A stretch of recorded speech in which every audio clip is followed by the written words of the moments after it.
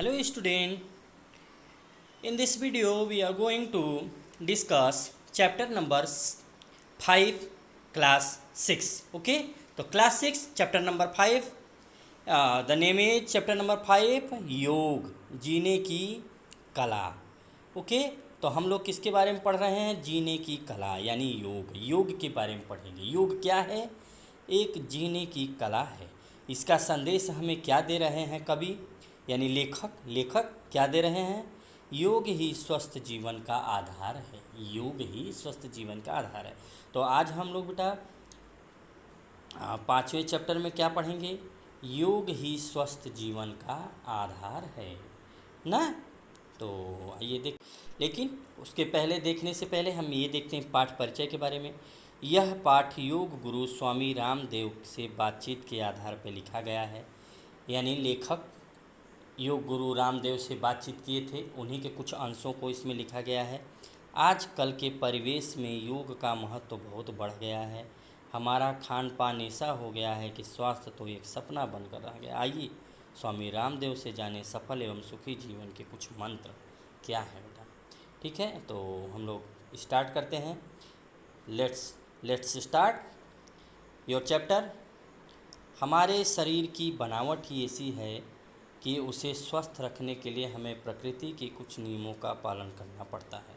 मतलब हमारे शरीर की बनावट ऐसी है, बनाया गया है ऐसा शरीर कि उसे स्वस्थ रखने के लिए हमें कुछ न कुछ करना पड़ेगा. क्या करना पड़ेगा? योग प्रकृति से जुड़ी हुई वह सुंदरतम विद्या है. यानी प्रकृति से जुड़ी हुई वह सुंदरतम विद्या है, सुंदर से सुंदर विद्या है जिसके द्वारा व्यक्ति स्वस्थ रह सकता है. कैसे? अतः योग जीवन जीने की एक कला है. योग जीवन जीने की एक विद्या है. योग एक वह परिकल्प है, परिकल्पना से पूर्ण है, जिससे हम अपनी चेतना तथा अस्तित्व से गहरे जुड़ जाते हैं. आज भी योग उतना ही आवश्यक है जितना कि सदियों पहले था. हालांकि व्यक्ति का चित्त, मन, शरीर तथा उसका चेतन स्वरूप जो पहले जैसा बना रहता है, परंतु बाहर की परिस्थितियां बदलती रहती हैं. इन्हीं बदलती हुई परिस्थितियों के कारण योग अत्यधिक महत्वपूर्ण हो जाता है. आज हर ओर प्रदूषण फैला हुआ है. आज प्रतियोगी समाज है, यानी चारों तरफ प्रतियोगिताएं हो रही हैं.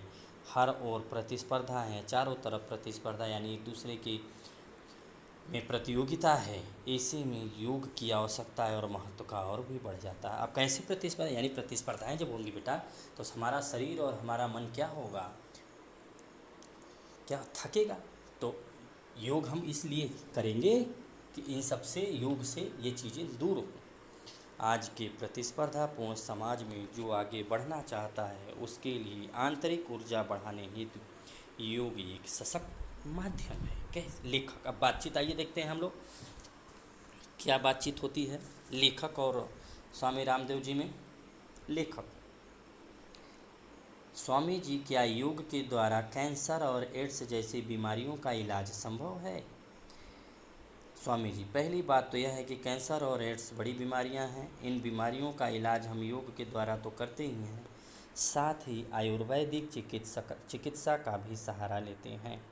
एड्स के बारे में मैं अभी टिप्पणी नहीं करता, यानी मैं अभी नहीं बोल रहा हूँ एड्स के बारे में, परंतु इससे भी अधिक घातक समस्याएं हैं जो योग द्वारा पूरी तरह ठीक हो जाती हैं.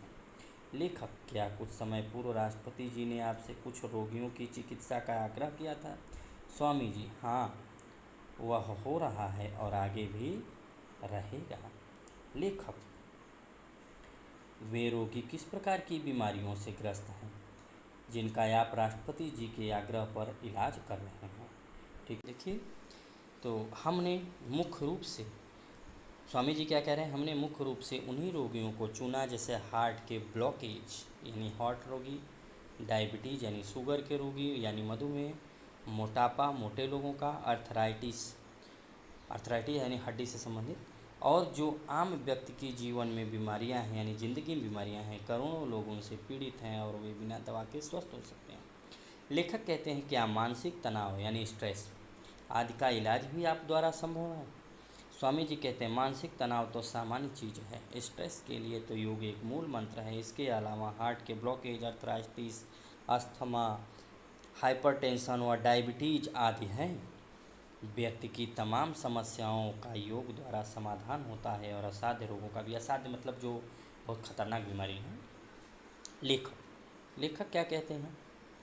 स्वामी जी स्वामी जी अंधविश्वास को दूर करने का अभियान भी चला रहे हैं। सुना है ग्रह दिशा आदि में भी आपका विश्वास नहीं है।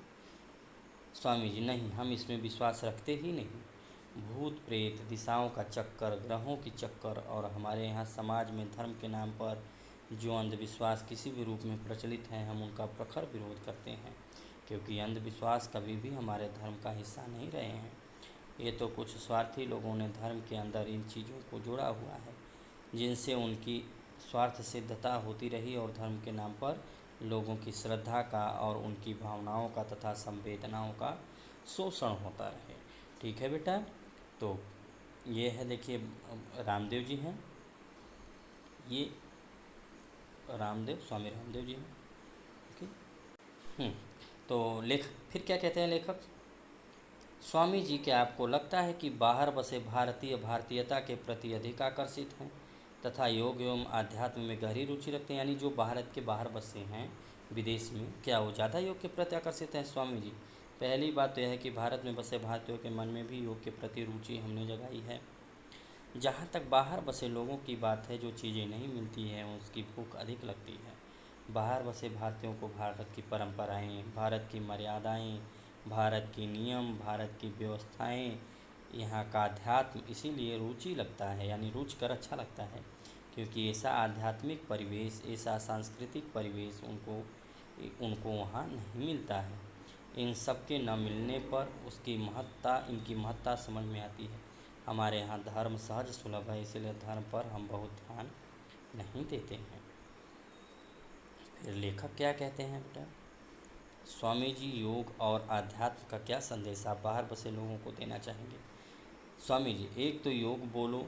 योग जो है हमारी भारतीय संस्कृति का शब्द है। देखिए, योगा कहने से भारतीय मूल का अपभ्रंश हो जाता है। योगा कहने से अपभ्रंश हो जाता है, यानी हट जाता है। भारत से बाहर बसे भारतीयों के लिए यही संदेश है कि भारत की माटी जहाँ सबसे पहले सूर्य उदय होता है, भारत की वह माटी जहाँ भगवानों ने भी अवतार लिए, भारत की यह पवित्र गंगा और वह हिमालय, अर्थात भारत की जो भी हमारी संस्कृति और धरोहर है, और जो भी भगवान ने इस भारत पर इतनी कृपा की है, उसे देखकर आज दुनिया की बड़ी हस्तियाँ भी कहती हैं कि हमारा जन्म भारत भूमि में होना चाहिए था। भारत माता को बाहर जाकर भी भूलना नहीं चाहिए। भारत माता से मतलब भारत की परंपराएं, भारत की आस्थाएं, यानी भारत की परंपरा जो हैं, भारत की आस्था यानी धर्म के प्रति, भारत का अध्यात्म, भारत की मर्यादाएं आदि हैं, उन सब चीज़ों को हमें याद रखना चाहिए और इसी का नाम भारत है। ठीक है बेटा, तो आपका ये चैप्टर कंप्लीट हुआ। यहाँ पे ये देख लीजिएगा, ये वर्ड पावर है, इसको भी आपको देखना है। विद्या यानी कला, चेतना, किसकी किसकी बात हो रही है। टिप्पणी मतलब टीका, विवेचन, डायबिटीज यानी मधुमेह, अध्यात्म यानी आत्मिक स्पिरिचुअल, परिवेश यानी आसपास का पर्यावरण, परिकल्प यानी इच्छित, अस्तित्व यानी स्व, ठीक है, अस्तित्व यानी उसका बचा रहना है। ठीक है, तो घातक, अर्थराइटिस, सुलभ। ठीक है बेटा, सुलभ देख लीजिए, तो ये चीज़ें देख लीजिएगा वर्ड पावर में। ओके, तो आपका ये चैप्टर कंप्लीट हुआ। Okay, thank you.